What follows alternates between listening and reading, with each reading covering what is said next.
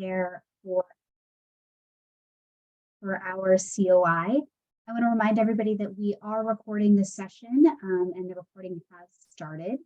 If you have any questions throughout the presentation, please throw them in the chat. We will be monitoring them real time. If there's something super pressing during the presentation, we will interrupt and ask. Otherwise, we will save the questions for the end and give you a chance to unmute yourself at the end to ask them live, or I can ask them for you if you are shy and don't want to do it yourself. So with that, I'm going to turn it over to Nancy, who's going to do some ACT-IAC announcements, and then Derek to start our program. So Nancy, what? Hello, good morning. I'm Nancy Delanoche, Director for COIs for ACT-IAC, and I just have a couple of announcements that I wanted to share with you. Two of them are events that are upcoming.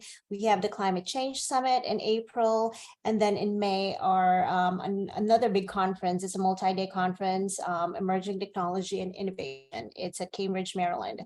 But this engagement opportunity that I'd like to share with you, so ACT-IAC is hosting its first ever Workforce Summit at the end of June of this year. And right now, we are looking for folks who can be part of the program planning committee. So if you're interested in helping define the theme, select speakers and sessions for this, I believe it's going to be like a half-day summit or maybe a full-day summit in June, but it's definitely going to be a one-day event. If you're interested in helping plan this, if you have ideas and thoughts about sessions that folks might be interested in, you can send an email to Carol Miller at actiac.com. She is coordinating this program. And also, if your company is interested in sponsoring this upcoming forum, you can reach out to her as well.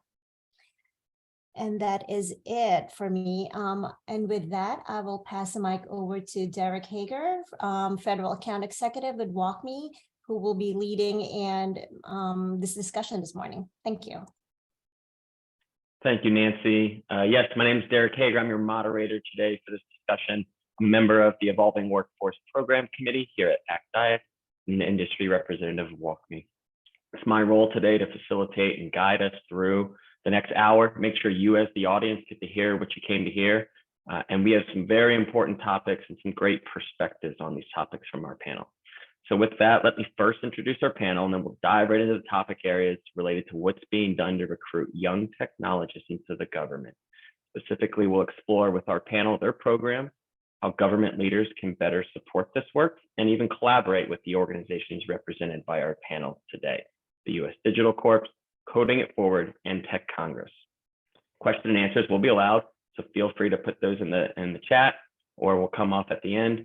And then one other small announcement I was going to make, Nancy, is that the Evolving Workforce Program Committee's May program is set to be a virtual coffee power hour networking event. We'll massage that title a little bit, but the goal is to engage the audience and set up these virtual breakout rooms. So more to come on that. And with that said, let me jump right in and start with our panel. So first up, Travis Moore, founder and director of TechCongress. TechCongress places computer scientists, engineers, and other technologists to work for members of Congress and congressional committees, key policymaking challenges like AI ethics, election security, encryption, and data privacy through their fellowship programs. Welcome in, Travis. I'm sure you're probably getting ready for a lot of AI stuff with ChatGPT. Next up, Rachel Dodell is the executive director and co-founder of Coding It Forward, 501c3 nonprofit for early career technologists, creating new pathways into public interest technology. Welcome in, Rachel. And lastly, Chris Kuang, co-founder of the U.S. Digital Corps, a 2-year fellowship recruiting early career technologists to contribute to high impact efforts across the federal government. Chris, I'll let you share more about the U.S. Digital Corps, but first, let me back up, I guess, and Travis, we'll start with you. I wanted to offer a few moments for you guys to share your personal story, maybe how you came about and founded your organizations, before we jump right into the specific tactics or techniques. Maybe tell us a little bit about your programs and fellowships, if you could. Yeah, absolutely. Well, Derek, Nancy, and ACT-IAC, thanks so much for organizing this. Excited to be here. so TechCongress, we place computer scientists, engineers, and other technologists on the Hill to serve as tech policy advisors. So I always like to ask, show of hands, that we're off camera here, but I'm going to ask you to do it off camera and just pretend along. If you remember when Mark Zuckerberg testified before Congress in 2018 and was asked questions about things like his business model, that's essentially what we're solving for. Though to be serious, so we place computer scientists, engineers, and technologists on the Hill. We want to be a pipeline to full-time staffing roles. Ultimately, Congress needs to solve its tech talent challenge itself. We shouldn't be solving that with 535 fellows. We think that the institution can do that by hiring our fellows. And it is doing that. And so I come to this work as a former staffer.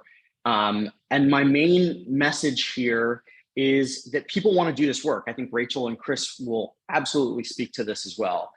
There's this idea that technologists don't want to work in government or in the public sector, and that is not the case. I was living in San Francisco for 7 years, just until about a year ago.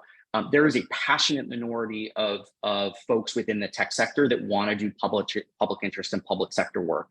And we can kind of unpack why that is and how to reach them later in the conversation.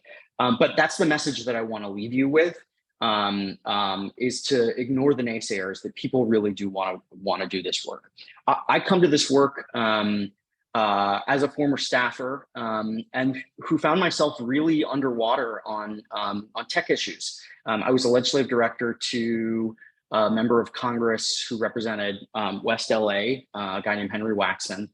And I found myself having to advise Congressman Waxman on a vote recommendation on a bill that was called CISPA, that later turned into CISPA, but was about cybersecurity intelligence sharing.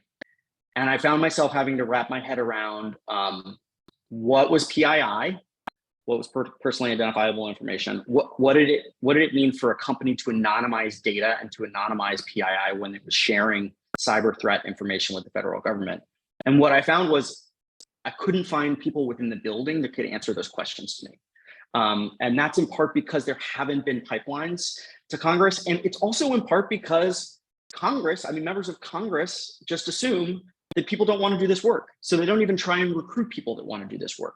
So we started TechCongress modeled on a bunch of existing congressional fellowships that have been around, some of which since the 70s, but to recruit specifically tech talent in the Capitol Hill. So let me stop there. I believe passionately that we need to reach and recruit these folks, and that people really do want to do this work.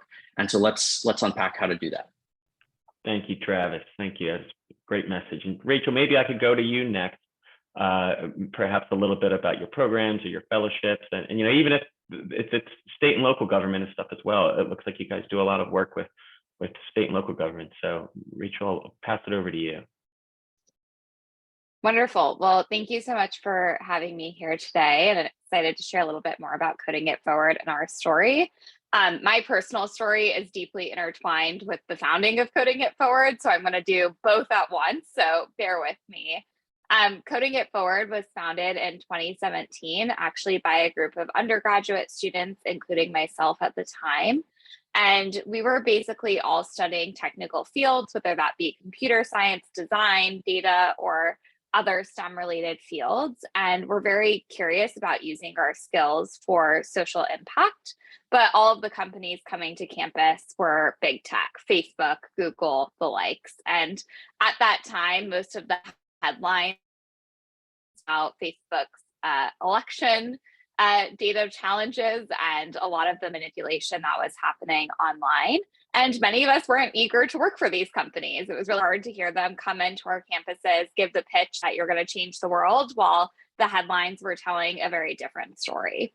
And so we ended up approaching a professor of ours at the time who had served at the White House in the previous administration, and I was very eager to bring in more early career technologists into public service. And we recognized that many of the existing programs that were out there that are incredible, like the US Digital Service or 18F, really focus on hiring executive level or mid-career talent into government, and that there wasn't a clear entryway for early career technologists like ourselves. So we actually created a program to selfishly solve our own problems, but then realized that it was a much larger issue. Less than 5% of federal IT workers are under the age of 30, and a huge percentage of federal IT workers are eligible to retire in the next decade, which is leaving a tremendous talent gap, both in our federal ecosystem, but also in the state and local ecosystem as well. And it's really pressing that we bring in a new generation of talent to kind of fill roles that are going to be open in the next 10 years. And so what we decided to do was launch a program called the Civic Digital Fellowship. It's a 10-week summer internship program that recruits software, data, product, and design students, both at the undergraduate and graduate level, into the federal government. We've partnered with 15 different federal agencies now over the last 5 years and have brought in a little bit more than 400 students to serve. And many of them have actually stayed in the federal government and have continued on into their roles in a full-time capacity.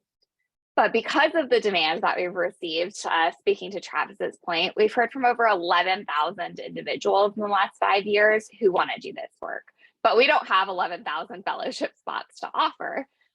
So we decided to launch and expand this program at the state and local level to open up additional opportunities, and also recognize there was a really big need for this in all levels of government, particularly at the state and local level, where many teams are understaffed and have much smaller budgets than the federal government is working with.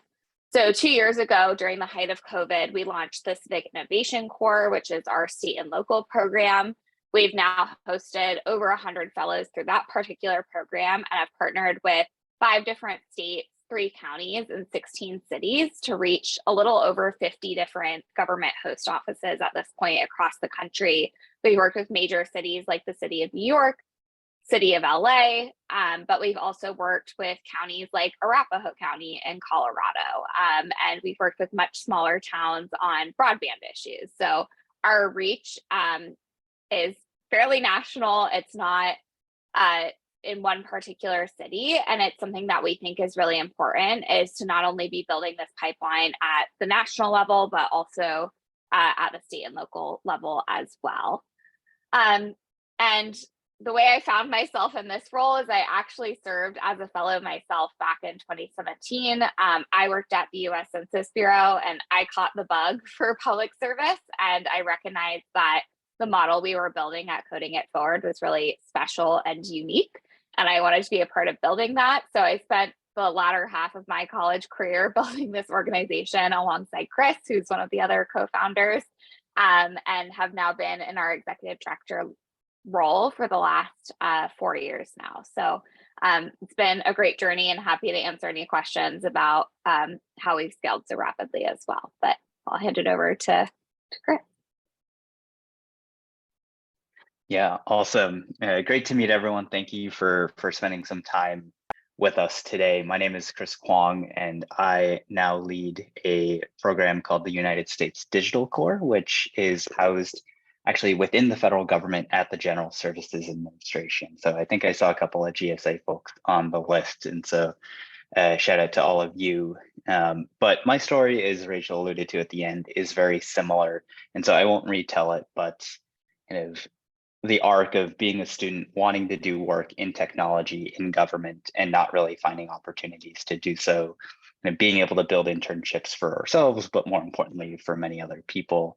But then one of the key challenges was, because we were bringing folks in kind of as a nonprofit from the outside, they weren't really eligible to convert into permanent civil service positions in many cases at the conclusion of the fellowship. And I think TechCongress and Coding It Forward are great examples of nonprofits who have really rallied to help us in government do a better job. But the program that I lead now, I think, has been a reflection of how can we as government take ownership and a leadership role in solving our own human capital challenges. And so the Biden administration back in 2021 announced the US Digital Corps. And what we is a 2-year early career fellowship for folks who are coming out of school, anything from an associate's degree to a PhD in any kind of technology field, cybersecurity, data science and analytics, product management, software engineering, and human-centered design. They spend 2 years with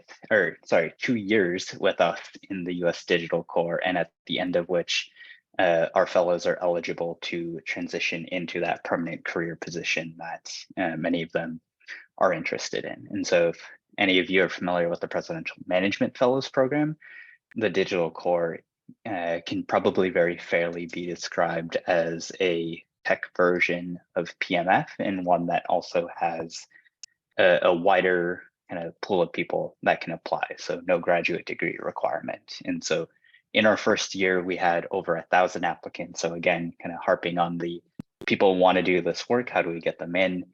We ended up hiring 38 fantastic fellows who are now working at 12 different agencies across government. And so we're eager to grow and expand the program in partnership with OPM, with OMB, and a number of other agencies across government. So definitely can dive in there, but I think the arc of, hey, how can we build out these early career rungs of the ladder? Because I think all of us here fundamentally believe that if you can inspire someone early to a life of public service, you're going to have a much better chance of hooking them to that life and encouraging them to maybe spend a sizable chunk of their career in and around government instead of trying to pitch and kind of recruit folks who maybe have started careers elsewhere. So I think that's why this work I am really passionate about, and it's just great to see so many of you out there who are thinking about the same issues. So Derek, thanks for having us, and I'll hand it back to you.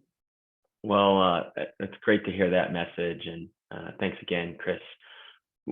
Perhaps we dive into something besides some of the tactics or some things that you are using to attract young technologists, or your organizations are using to attract young technologists. Travis, I'll start with you on this one. I noticed you guys offer a clothing stipend on your website, which I thought was a wonderful way, it's just a nice little carrot right at the end there too. So Yeah. maybe you could describe something else that you find to be an effective way to attract young talent. Yeah, so I would say a couple things. I mean, I wasn't going to talk about this, but I think we offer an attire allowance of $500. We have up to $2,000 for the first month of accommodation in DC to help with a move. We cover a one medical subscription. We've got relocation allowances, and that I because you named them, Derek, I will say those exist not because I think the value for the fellows, for prospective folks, is not the monetary benefit itself, but that it takes so much of the friction and stress away from what is otherwise a really, frankly, I mean, it's a hard transition, right? Like, people are transitioning sectors, they're transitioning cities. And so I name those because I think, obviously, especially if you're in the federal government, you have many more constraints there. But I think to the extent that you can think about ways to make that transition easier for folks, that really, really helps. And there are non-monetary ways to do this as well. I mean, one of the early things that we do is, before folks start, we are connecting them with their fellow fellows, with alumni, with people that are just broadly supportive of the program. And so I'll name that as kind of a cohort or community.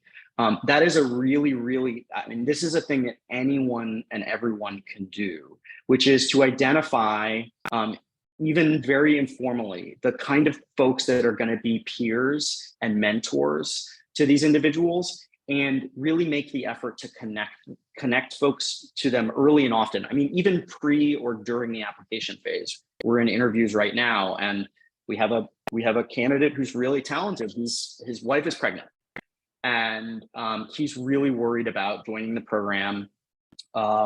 with young kids. And so we're putting them in touch with 2 of our alumni that have gone through the program with young kids.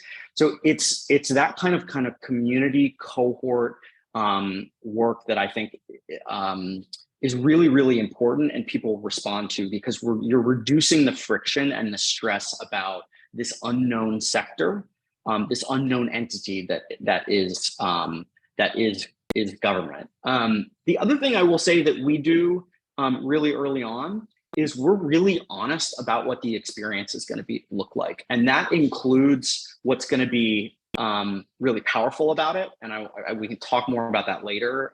But like, I think, working on problems at scale is the big one, but it also includes where they're going to run into challenges. When people ask these questions during the recruitment process, we say, listen, not all members of Congress are like the best places to work, but we know who those members of Congress are. And it is for the fellows, they get to choose where they go. We coach you through them, and we coach you through that process. We have support there for that process. We do have fellows that end up going to offices that are harder offices to work in, and that's because there is a trade-off there. So, but I think being really honest about that, you have to be in the office 5 days a week. You're going to have to put on a suit and tie.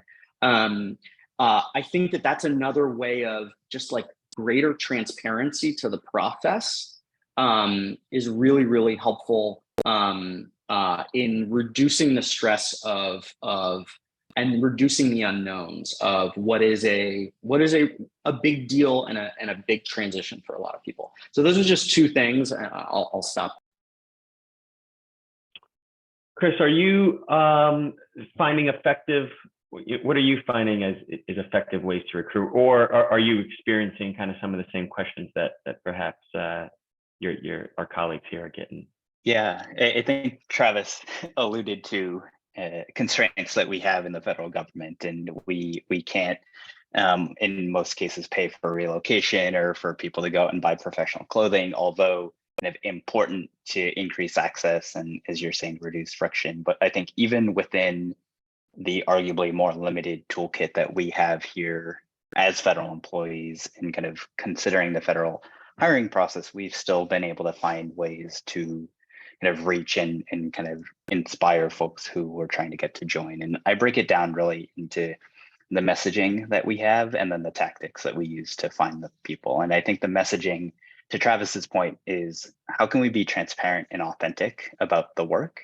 And a lot of people have a lot of preconceived notions about what government is or might be, and oftentimes those might discourage them from considering applying, and kind of the sense that we're a big faceless bureaucracy. And so one of the things that I like to say that we do is we try to put the public in public service, and so humanize the work that we do by telling individual stories of civil servants that are doing really meaningful and inspiring work, and showing our potential candidates like, hey, this could be you too.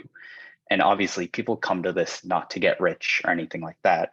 That impact and that mission are front and center. And then I would say tactics, a couple of things that we think about are, we all know and love USA Jobs perhaps, but the tactic of just posting a job opening on USA Jobs and praying that the right people find it is not going to be a recipe for success, that posting and praying. And so while we do have those public notice requirements, and we meet them with the digital core, like all of you who are in government do when you have positions, but we supplement that with a lot of proactive on the ground recruitment. And I like to think of that as meeting people where they are. And so not that long ago, like Rachel, was a college student, and I still have a sense of where I looked for internships, where I looked for full-time jobs. And yes, my college career center was one resource, but oftentimes professors would send emails to students in their class saying, hey, this is an opportunity that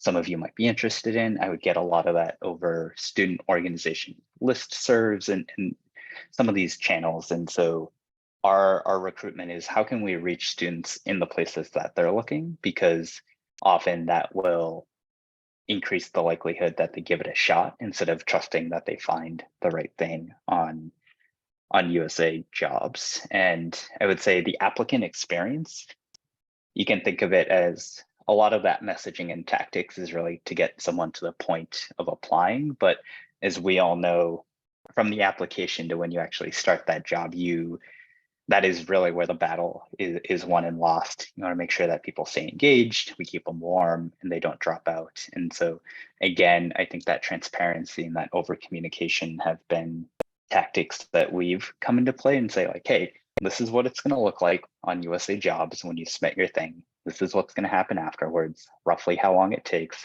Here's who's going to reach out, and the words that they'll use, because that's how government talks, but this is what it actually means. And try to bridge that gap and tell people exactly what they need to know and kind of give them confidence that kind of, even though the process is taking some time, that it's working as intended. So we've done a lot of learning, and I think have benefited from the expertise that Rachel's organization, that Travis's organization have really developed, and I think adapted that to some of the unique opportunities and constraints that we have here. I appreciate you sharing that, and that personal message and mission story, I think, carries and is needed, because as you said, like the battle is won and lost kind of after USA Jobs, when you're in this kind of world of unknown, or you don't feel like you've been reached out to, and private sector's banging down the door. So thinking of moving to these kind of challenges, Rachel, I was hoping I could start with you. I'm going to post this blog here in the chat. I read one of your blogs, and it spoke to, or your organization's blog, it spoke to the new assessment process that you guys replaced in your behavioral interview piece. And I'm wondering if you could share a little bit about that, maybe some of the previous challenges that led to that change, and or what you didn't by making that change, because I just thought it was very, very fascinating, something I hadn't heard, and I think something our audience might get a lot out of too. Sure, happy to speak to that. So Coding It Forward's prior recruitment and application process was fairly standard. It was an initial application where individuals submitted their biographical data, resume, transcript, and then answered 4 short answer questions. And after a thorough review, our team does a multiple review process. So 3 individuals would look at this particular application, a rubric. If that individual scored highly enough, we would offer them a behavioral interview with a member of our team or a trained alumni that we had worked with and pre-trained to do these behavioral interviews. What we were finding is that behavioral interviews are often not a great way to assess someone's actual job experience or their ability to do the work. We were finding that they were biased towards certain applicants depending on the reviewer's background. We found that they weren't accurate in predicting who would or would not make a good fellow. And they ultimately were not serving us in our needs and identifying folks who were not only technically capable of doing the work, but also great problem solvers, great communicators, etc. Because anyone can practice for a job interview a million times. You can have your answers on a screen with you, but that doesn't tell us how you're actually going to perform on the job. So what we decided to do this year was change that process to an assessment process. And we surveyed all of the projects that our fellows have worked on. We have a database of over 400 different projects at this point, and we identified common themes and issues that our government partners were dealing with and working on, and some of the common qualities or traits that they were looking for in regards to skill sets.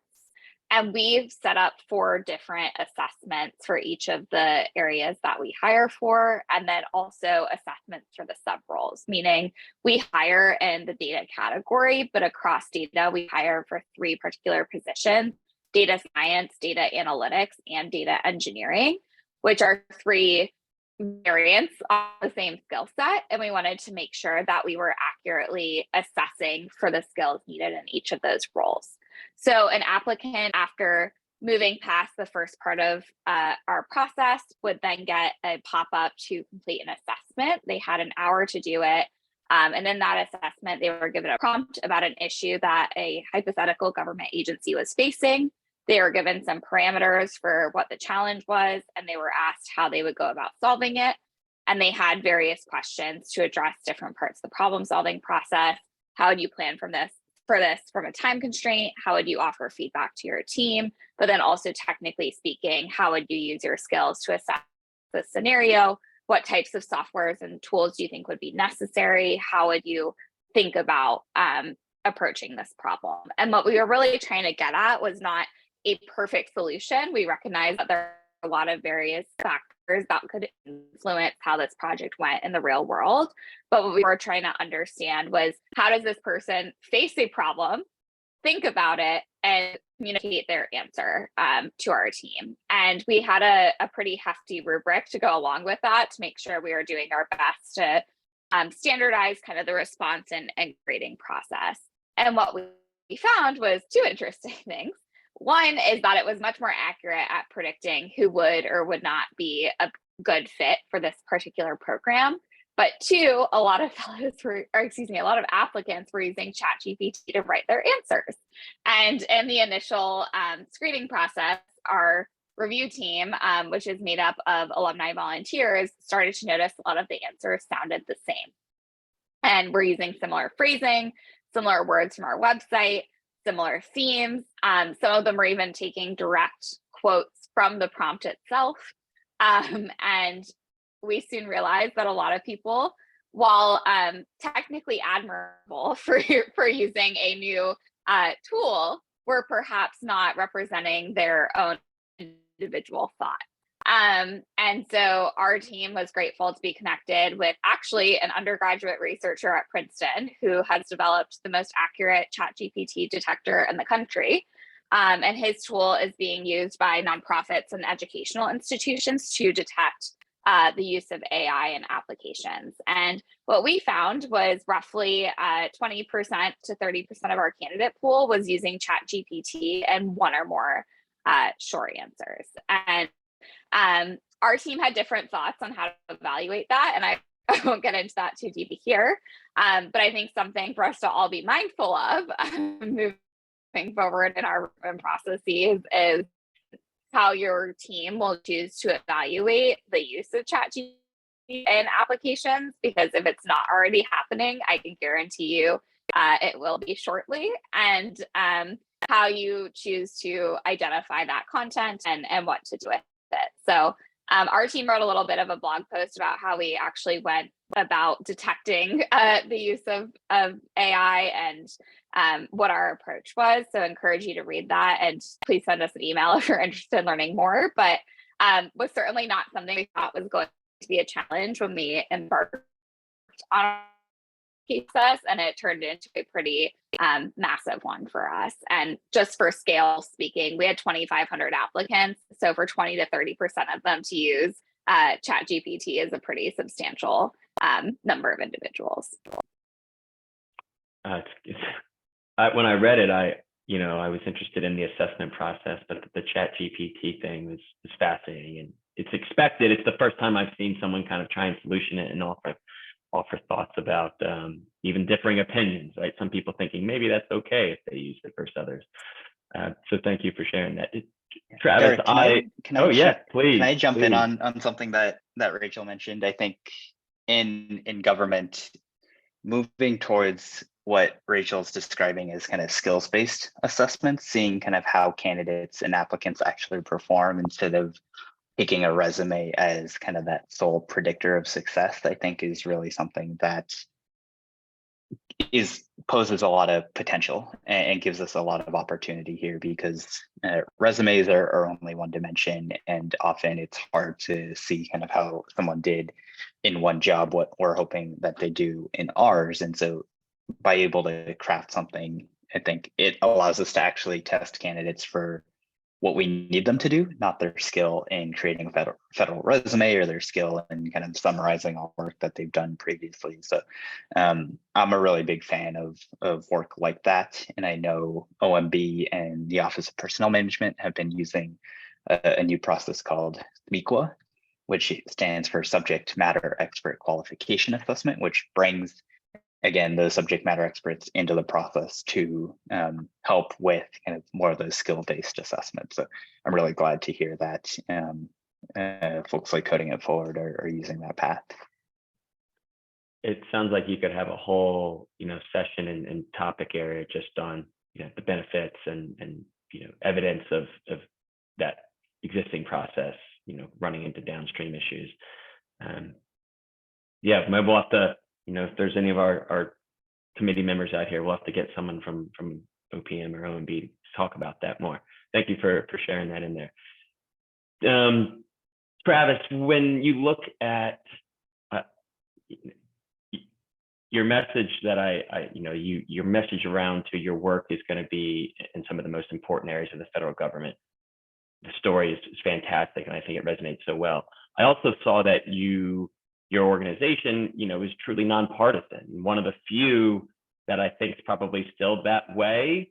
And this was, my reading off the website, and I'm wondering if that is a challenge, or is that mostly just handled by as you're kind of placing folks? Because I can imagine young folks wanting to come in, right, or anyone coming in and making a personal difference, or that is the benefit, right, that they're getting that kind of personal benefit to their work.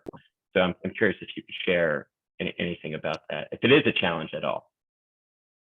Yeah, no, that's a great question. We are nonpartisan, which by virtue of, my lawyers would hate me saying this, but we are bipartisan. We work with, it means that we are working actively with Democrats and actively with Republicans. We have an event later today where our speaker is Darrell Issa, and over, I think 45% of our fellows, 44% have gone to right of center offices. I think it's really important for us because technology is a nonpartisan issue, but we find our candidates in different places, and so this comes to I think it was Chris that said meeting people where they are, and so we have to acknowledge that for us to be a truly bipartisan organization, we need to source candidates from across the ideological spectrum, and that means sourcing, starting with where we think the candidates are. And so I will say we have tremendous success recruiting veterans. Veterans are a really great sweet spot for us, and I think a space that, like, by and large, the kind of the government tech world doesn't do a good job of recruiting from, which is a shame, because there's a tremendous orientation towards service. And if you have been in a communications function and deployed and setting up, satellite or radio networks, like, you're pretty darn technical.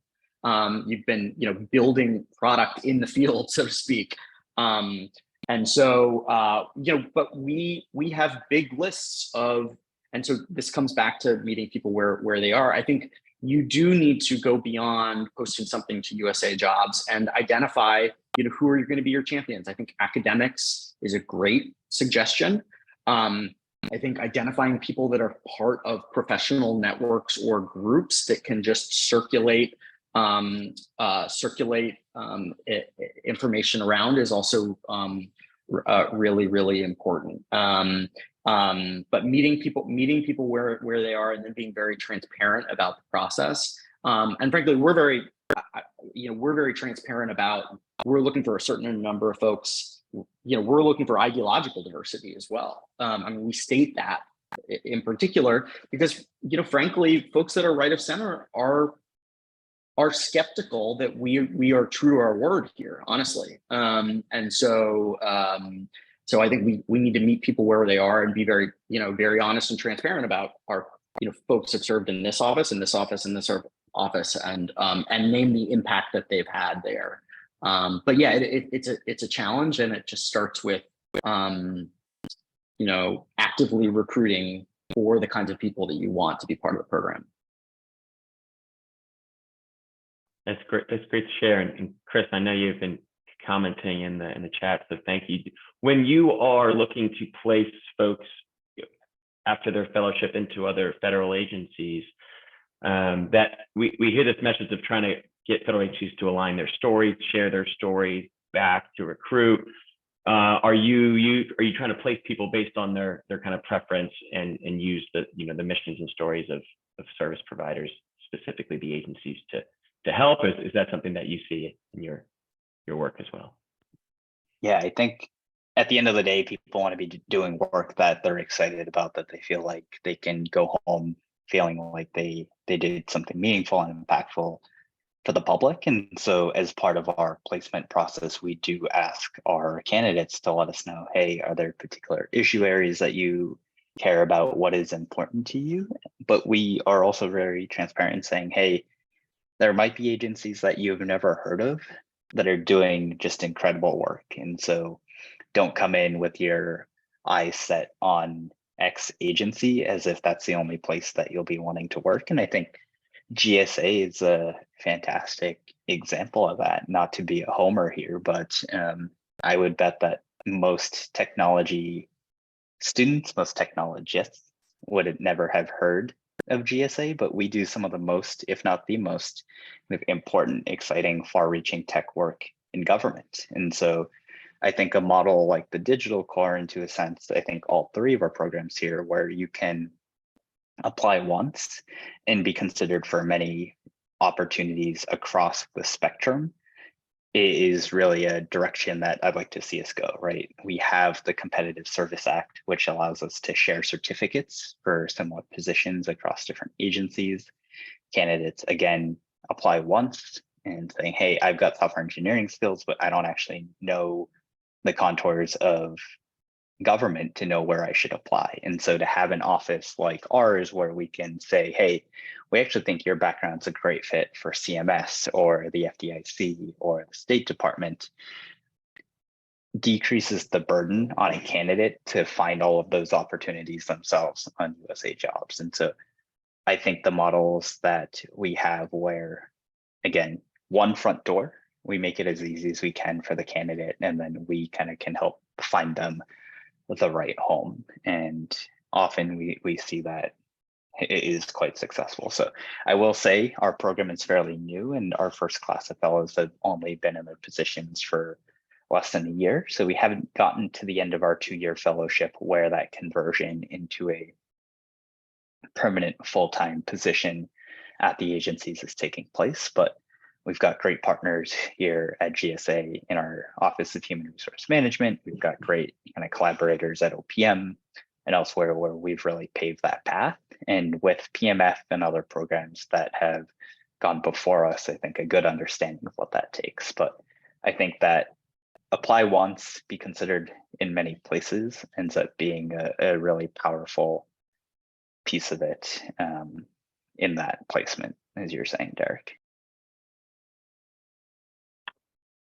Rachel, anything other, we talked on your assessment process, anything else you'd like to share around the challenges or things you've seen? You guys have such large candidate pools. It's fascinating that the talent I see on your website, the candidates that you're placing, but I'm curious, as you are finding these candidates and vetting them, if you're finding challenges, maybe keeping the best one, if there's ever been an example where someone you wanted left before you were able to place them or bring them into your program. Yeah, I do see a comment in the chat as well about some of the challenges regarding salaries, and I think that's certainly a big one for us and something we've tried to be competitive about in recent years. For us in particular, being external to government, the way our process works is not through a GS scale, but instead we set the compensation for our fellows. And this past year, we raised our our hourly rates, which is how our fellows are compensated, from $17.50 for undergraduates to $20 for undergraduates, and then from $20 for graduate students to $25 for graduate students. And believe it or not, those rates for technical internships are still considered extraordinarily low. We have folks that are constantly coming to us throughout our process who are trying to negotiate against job offers that are compensating at $50 or $60 an hour, which just isn't feasible for us to do. But what we are offering beyond kind of the compensation and how we get folks to consider our programs when we can't compete on salary is to talk about things like mission, that's been touched on several times here, but for us, it happens in really demonstrable ways that they can put on their resumes at the end of the 10 weeks. For instance, we had a fellow who saved their agency $2 million through an automation process in just the span of the summer. And for him to be able to say that is very impressive and not something that he would have necessarily been able to accomplish in a private sector internship. The other things we offer and have been asked about in the chat a little bit are professional development opportunities. All of our fellows are offered the opportunity not only to work with their government manager one-on-one, but also an external manager, whether that's someone from, mentor, whether that's someone from industry, whether that's someone who works in another government agency or in the social sector. We make sure that every single one of our fellows has mentorship and guidance outside of their day-to-day work so that they can learn about opportunities in the space. And perhaps they don't want to pursue federal service long-term. It's maybe not realistic to ask someone who's 18 or 19 to commit the next 30 years of their life to public service, but encouraging them to explore different career paths in this field is a huge benefit to them. And it's how we've gotten about half of our alumni to stay in the social sector after they finish our program.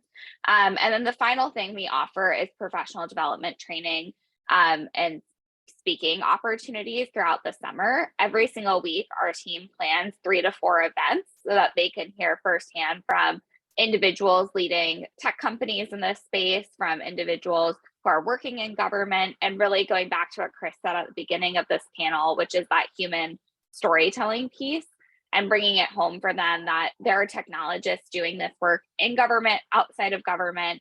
However you want to do it is not necessarily as important to us as you staying in this space and using your skills for public service. So that's how we compete with salary, but I recognize that internal to government, you have other things that you can talk about. Stability is a huge one. We partnered with a national organization called Handshake. They're the largest job platform / career center platform in the country for undergraduate students. And they did a survey 6 months ago of the students on their platform, and 74% of them say the most important thing when finding a job is job stability.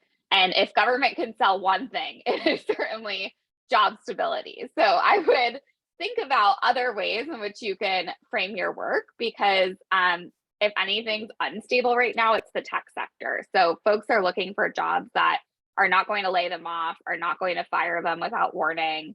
And think about the ways in which you can creatively position yourselves outside of just salary and benefit. I can't emphasize what Rachel said more than enough. I think, especially in this unique environment in the tech sector, what we have in saying, hey, you're a competitive service employee in the federal government, you're a GSA employee. Like, once you pass your probation period, like, you are not going anywhere unless you want to. And that is such a strong sell. And I think other things that we have played up to be competitive are an ability to work remotely, to work hybrid. I mean, here we all are either working from home, not in an office 5 days a week. I know, Travis, your situation's a little bit different, but many of our agencies are geographically distributed, and to have that flexibility opens up a greater talent pool. It opens up a greater kind of number of people. And we've mitigated the, hey, well, you're not going to build relationships with your colleagues as closely by compensating. I mean, you save a lot of money by not having everyone in high paying locality areas that we are spending a couple times a year time in person with all of our fellows, and that kind of high intensity opportunity to get together with people can counterbalance some of that. And I think we started with a clothing stipend, I think, for travel. And one of the things that we'll talk to here at the digital core is, like, you can come as you are. Like, I'm wearing a t-shirt, I didn't get a clothing stipend, but like, you can kind of show up as you are from where you are. And I think people feel comfortable kind of bringing their whole selves. And I'd be remiss not to mention kind of the recent focus and priority on diversity, equity, and inclusion, especially in the federal workforce. And I think people are seeing that the federal government is a model employer in many senses, in terms of diversity of our workforce compared to the tech sector, for example. And I think leading by example there, young people, early career people want to be a part of a workforce that is diverse, that is representative. And I think we have that uniquely in a way that maybe others don't. So sorry, Derek, for jumping in again, but these are all things I get very excited about. Yeah, please do. You know, it's always great when the panelists can moderate without the moderator, right? So, and Rachel is even answering questions from the chat too. So thank you both. Around this, it seems like this is a popular topic for the audience. Building this bench of talent is needed. And so maybe there's a way we can talk more deeper into how other human capital leaders in the federal and state and local governments can support your work. Maybe we start with you, Chris, since yours may be a little different than Travis and or Rachel's paths. Yeah, so I mean, I think federal human capital leaders, selfishly, I'd love everyone to host digital core fellows. And so if you do have an interest in kind of feds joining your team in that way, please do reach out. I'll share my contact info. But I would say thinking about federal human capital leaders more broadly who have the ability to shape policy and culture and direction of kind of this big battleship of the federal government that we have. I think some of the things that we touched on, right? How can we increase use of shared certificates so that candidates can apply once and be considered for multiple opportunities? That reduces burden, increases opportunity. How can we move towards skill-based hiring instead of credentials-based hiring? Not requiring college degrees where we don't need them, not assessing people solely on the basis of a self-assessment or their resume, knowing that research indicates that men are more likely than women to inflate their own accomplishments and rate themselves more highly on a self-assessment, and that assessing people for the skills that we want them to do makes logical sense, at least to me. And so shared certificates, skills-based assessments, and I would say, yeah, continuing this culture of how do we be more proactive about our recruitment. I think government does a really great job in folks who are coming out of the military. I mean, we've got great veterans hiring programs that Travis is mentioning, but how can we be more visible in just telling human stories about the work that we do and not being shy about that? And I think in the day and age that we are, that's what's going to attract talent. And so I think those are a couple of things that I would love to see that we continue to do as an enterprise. And I'll stop here for now, but it's a great question. Rachel, maybe I'll go to you next. If there was something that you wanted the audience to know about bringing in organizations like your own, and how would they support your work? Yeah, I think similarly to Chris, selfishly, we would love for you all to host Civic Digital Fellows. So if you are interested in working with our team, you're more than welcome to reach out to me after this panel, and I'm more than happy to schedule some time to discuss logistics. I think, one thing to keep in mind is programs like ours can serve as a complement to the existing work you're doing. I understand that change sometimes takes a long time to accomplish when it comes to government hiring. I work with a lot of HR professionals across the government who are trying to get things like direct hire authority for their teams and are still struggling to do so. But bringing folks in through a fellowship is a great short-term way to show value to your team in the interim and show how you can bring in technical talent that is cutting edge and that is excited to work in government, and figure out ways to keep them in-house is much easier once folks are invested deeply in the work that they're doing. It seems to get the levers going a little bit faster when folks want to keep them on board. So would recommend thinking creatively just about how you can complement your existing challenges with outside programs. I think there's a lot of great work that our organization is doing, that some other talent organizations are doing in this space, that don't necessarily have to be just, career federal hires. Unfortunately, that path's not for everyone.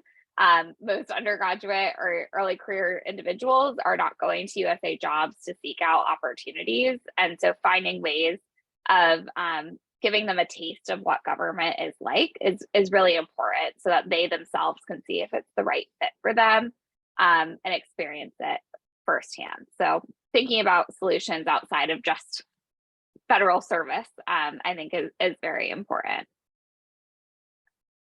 Thank you for sharing. Travis, anything that you could add? I know this may be more of a federal audience, but how would anyone on this panel, or excuse me, in this room support your work? So I will say we're always recruiting. So as soon as I finish answering this question, I'll throw a nomination form that we have where you can send us folks that are good candidates. But I want to actually answer two questions in the chat if I can just take a point of panelist privilege here. Because I think Brianna, you asked about bias, how to address bias in the interview process, and I would name a couple things, several of which have already been named, come up, but I would name them explicitly.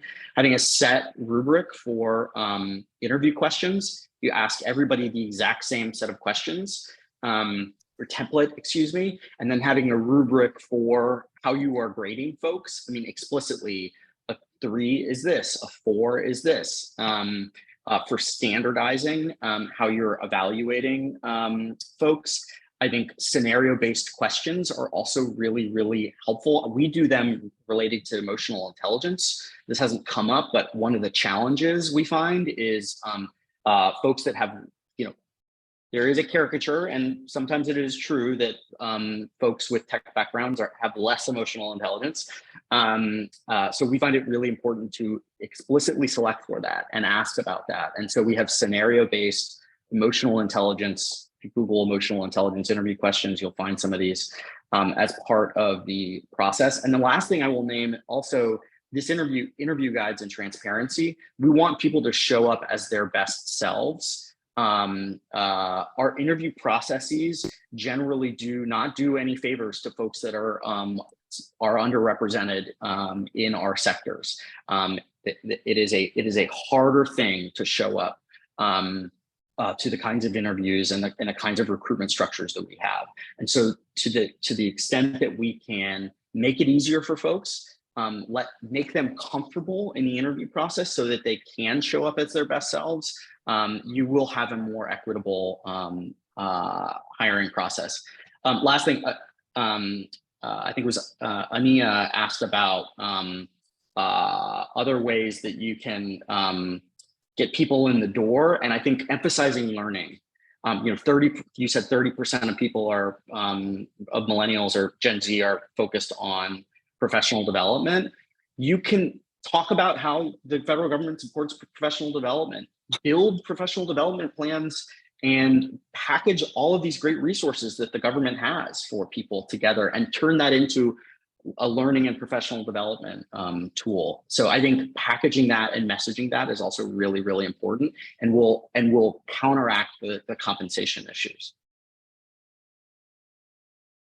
Thank you for sharing. And I hear from neighbors and friends all the time who are in tech jobs and private sector and voicing complaints about, I can't maintain certifications. I don't have any time for doing professional development because I've got billing goals and everything else, and there's not that much time. So for my own civil service, that professional development opportunity, I think, is a big one. So good call out there. What's up, Brianna? Any other questions? How can we? Yeah, you guys are, by the way, you're making my job literally the easiest moderator in the world of chat. You guys are doing it yourself. But just to clarify really quickly the question, so Travis and Chris, thanks for answering parts of it. I was specifically talking about the assessment that Rachel was mentioning, and how do you, or if you have worked with an IO psychologist or any sort of tools to make sure that the way that you're asking the questions or the things that you're assessing are specifically not biased in and of themselves. So similar to how SAT questions have inherent bias to them, right? So have you taken a look at that to make sure that you're removing as much bias from the questions themselves? Yes. So to be clear, we're not asking like vague questions like, what do you think of this problem? It's giving a specific scenario and stating, you have 10 weeks to solve this problem. Please give us a timeline of the 10 weeks as to how you would break up this task. So we're not trying to necessarily get at like the personal psychology of how someone approaches a problem, but more so understanding how they apply their existing skill set and knowledge. Awesome. We have a similar assessment here for our program, and I think one thing, not to minimize the importance of an IO psychologist, but I think one of the things that we do, not just for the assessment but for every stage of our recruitment and selection funnel, is that we can take anonymized sets of our anonymized data from the applicant pool to say, like, if we had X% of people at this stage identify as women, is that like staying consistent, or is that the same for people of certain education levels or certain genders or race identity, and just kind of making sure that we're not seeing huge or really any kind of drop off between stage to stage. And if you do see that, then you can really dive in with a finer tooth comb to say, okay, well, like there's a challenge here. And so I think another thing from a federal human capital sense is like we gotta be measuring not just kind of the diversity of our people and who's staying and who's leaving, but kind of who is kind of making it through these multi-stage hurdles. And I think that that's really key, and you can kind of use that as a canary in the coal mine for any potential bias that might be cropping up. Yeah, and just to add tactically to that too, our entire assessment, as is Chris's, I believe, is rubriced. So every answer has a very clear, again, to Travis's point, very clear way to assess the answers as well. So we're hopefully not opening up a lot of room for interpretation with whether or not someone correctly answered something or not. Perfect. Thank you. And did you have anything more to add? Oh, sorry, go ahead. No, I was going to move on to just a different question that was related. Before we moved on too much, Derek, I wanted to make sure that April Harding, who had a question in there, I want to make sure she got it answered, and hers was specifically around beyond the fellowships, getting actual W-2 employees through the door, full-time permanent employees into federal service. And I want to make sure, April, if you can unmute yourself. I think Nancy, is she able to unmute herself? Can you tell us if you feel like that was answered, and if not, perhaps we can circle. April, are you still with us out there? Oh yeah, April's there.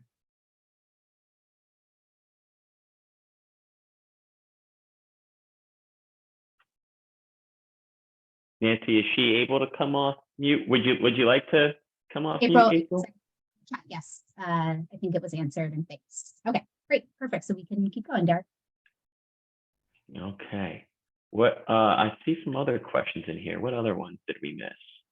Yeah, so we missed a couple. Not missed. You guys have been looking at them. So one of them is from Martha about the how receptive employees are. Martha, do you want to come off mute or ask for you? Sure. I'm just curious. I've worked with a lot of longtime folks in the federal government who have seen lots of changes, lots of waves, been asked to work in new and different ways.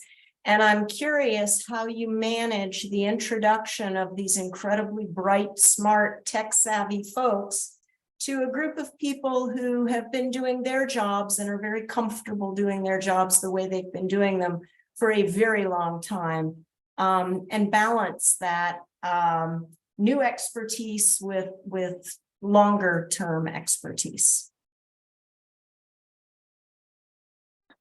It's a fantastic question. And I would say the emotional intelligence that Travis mentioned earlier is a key part of it. We don't want people coming in kind of acting as if they know everything and everything's trivial and we're going to be able to fix all your challenges with the hackathon or with just one new tool or silver bullet. And so just coming in with humility. I like the way that you put it, Martha, right? These folks have long-standing expertise. They understand the policy, they understand the process, they understand the practice and the people in the organization. And I think one thing that we tell all of our tech folks is, hey, many of the challenges and many of the difficult situations you're going to run into are not because the tech is hard. It's because the environment in which you are operating is difficult. And so to come in, be humble, and see how you can pair your skill set with the skill set of the folks that have been here for a long time. And so I think for us, I don't see those two groups as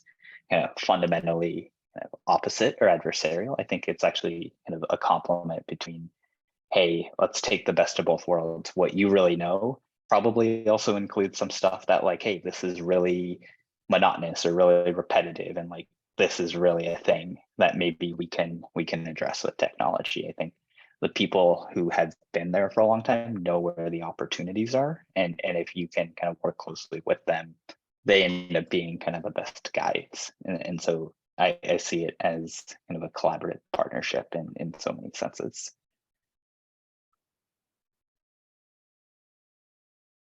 Any other Yeah, I thoughts think on similar. change? Yeah. I think a phrase that's thrown around a lot in this space is that civic tech is a team sport. We're not all going to get to the finish line unless we do it together. And I think that's something that we make very clear to our fellows on day one, and even as they're applying to the fellowship, that yes, you are bringing your technical expertise to the table, but you are also working with very dedicated public servants who have quite a bit of knowledge and have been working in the federal government sometimes longer than some of our fellows have been alive, frankly. And so putting that into perspective for them is something we make very clear on day one, so that, again, they're coming to the table, like Chris said, being humble, understanding that, yes, their technical knowledge is important, but there are also folks who know other things that they can learn about. I think tactically, one way we think about this is helping both our federal partners and also our fellows break down any sort of jargon. There is an alphabet soup in government, and there's an alphabet soup in technology, and helping each other understand just basic terms and definitions is really important. So we kind of ask our federal managers to ensure that they're breaking things down, making sure folks in week one understand the structure of their teams, who they can go to for technical support, who they can go to for questions about, policy or what the team might be working on programmatically. And then also, like, what is it that this agency does, right? When we actually get into it, like, what is the work that your team is trying to accomplish, and how does this project fit into that? So the fellow has a really clear understanding of what they're contributing to, and vice versa, having the fellow explain, hey, I'm creating an algorithm. Okay, well, what does that do?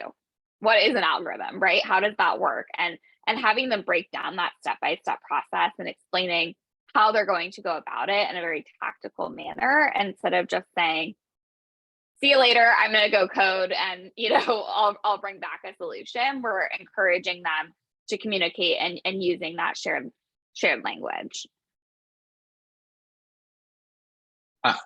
I'll just answer. I think there are two sides to this. On the candidate side, it really is trying to, frankly, weed out the people that aren't going to have that humility. And so one of the things we do is we ask, how would your view of the fellowship be affected if you knew there was a single thing that you cared about wouldn't move, wouldn't be, nothing would have, like the single thing you want to work on and care about, like, would not be affected.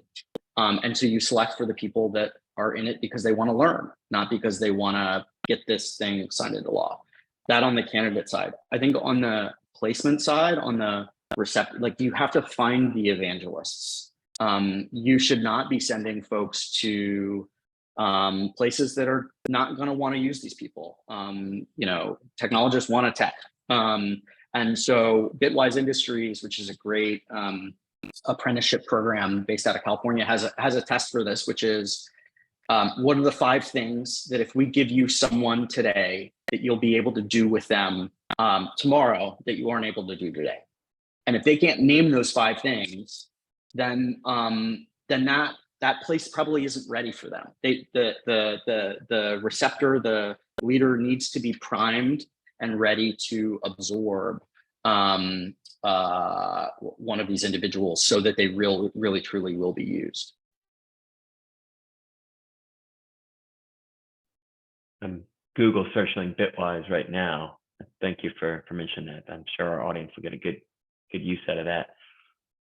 We've got, Brianna, we've got about 10 minutes left. I wasn't sure if there were any other questions. We've reached the end of the questions in the chat. I have one more I could ask, but I want to give folks a chance. If there's anybody who has additional questions, please feel free to throw them in the chat. You know, along the lines of this cultural divide, or working with individuals who have been in the government perhaps longer than the fellows have been alive. Sometimes the technology has been around longer than the fellows have been alive, right? And so sometimes they may go into an agency where they're hungry to get their hands on the latest technology, and the technology just isn't there, right? There are still many agencies that are on mainframe systems, that are on outdated systems, right? That are on technology that you don't even learn about in college anymore. And so how are you preparing your fellows, or how should current federal agencies think about, when they're recruiting Gen Z, prepare them for entering public service in that kind of technology?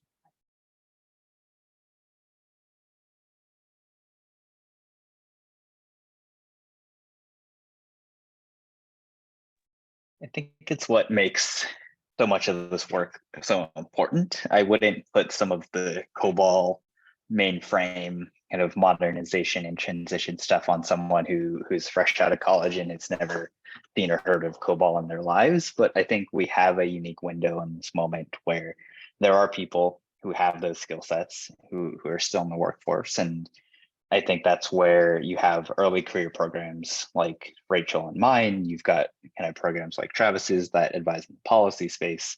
And then you have others like the US Digital Service, the Presidential Innovation Fellows that hire more senior folks. And I think there are now great examples at the VA, at Health and Human Services, and other agencies that are hiring in-house tech teams. And they see the writing on the wall that you're mentioning, Brianna, about we got to modernize, we got to move to the cloud, or we got to kind of make things more sustainable in the long term. And so I would say it does come down to project fit in a lot of senses, right? It's not like someone that we bring in is going to be successful in every context. I think we have to be quite intentional about where we leverage them, but I think they're just one part of a broader team that is doing this work. And so maybe I wouldn't pin some of those on our folks directly, but it is a challenge that I know others are working towards for sure.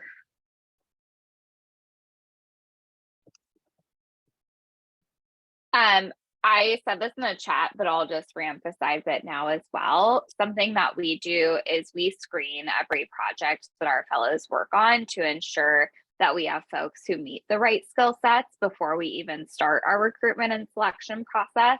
So if we are seeing teams that are requesting some of these legacy skills, we do communicate with them that this might not be the right program to help them, right? You might be looking for someone who's been in government for a while, or who has a different skill set than a recent college graduate or someone who is in grad school at the moment.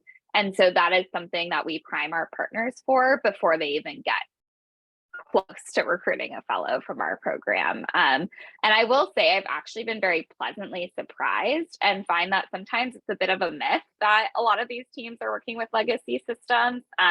Most of the teams we're working with are actually using Python, which is like what is taught in college these days, and what is considered a best in practice software language. So I would say, I don't know if we've just gotten particularly lucky with the agencies we work with, but I would also not undersell the fact that many technically innovative public servants are out there, and they are doing the work in modern tooling systems.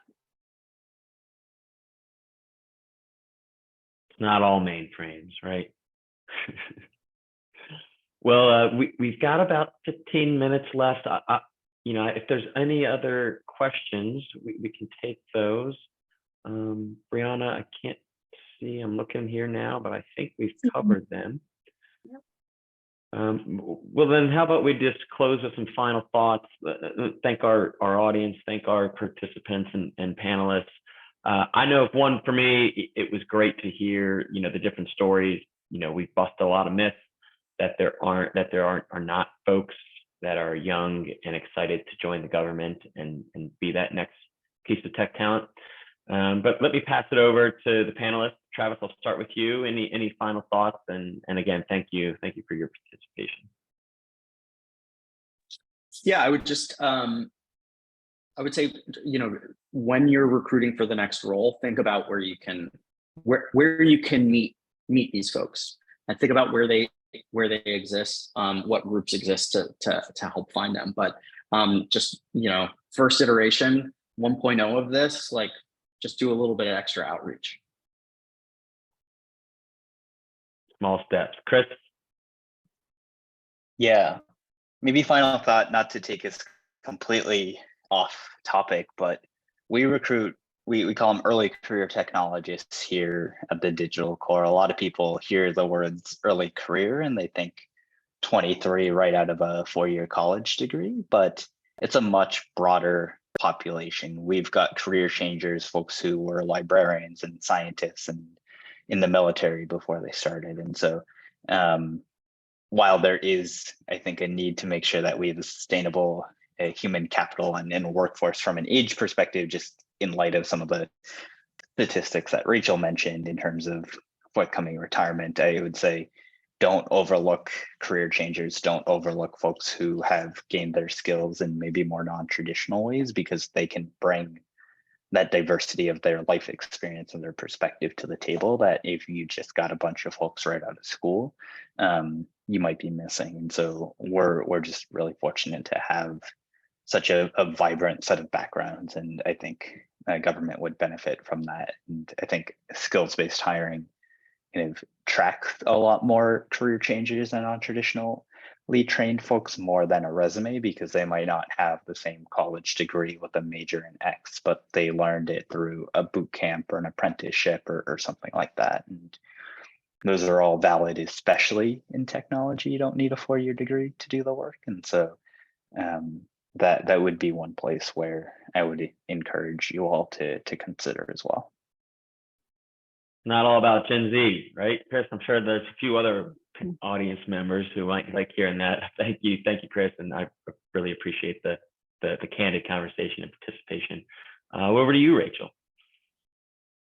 Yeah, I'd say maybe just to drive us home, don't hesitate to reach out to all of us and learn from our program models. I think it's really important work to be thinking creatively, and the three of us have built organizations dedicated to solving challenges that you're probably facing. And I would say, at least for myself, if we're not the right solution, I know many other folks in this space who might have the right program or the right tools or the right people to connect you with.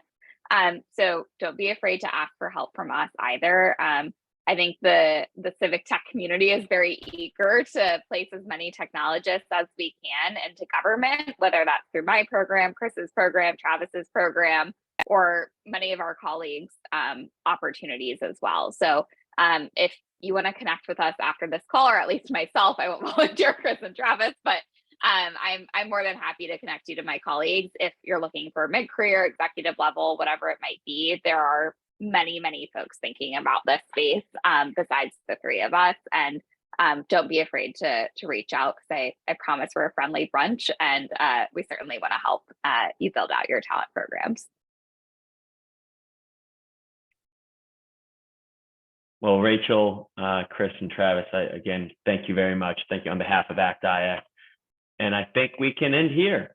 Everybody enjoy the rest of your afternoon and have a great weekend. Bye, everybody. Thanks, everyone. Thanks, everyone.